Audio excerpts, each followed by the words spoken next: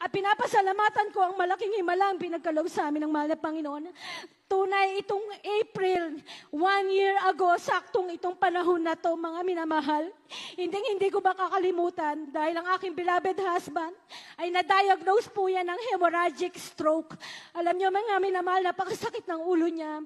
Nung dinala po namin yan sa emergency, tunay na yun ang naging result ng CT scan niya. 54 ml na bleeding ng dugo ang nakita po sa kanyang utak. Alam niyo mga minamahal, nung dinala sa akin ng doktor, specialista sa utak, nung dinala niya sa akin yung resulta, pinakita niya po sa akin yung kanyang CT scan.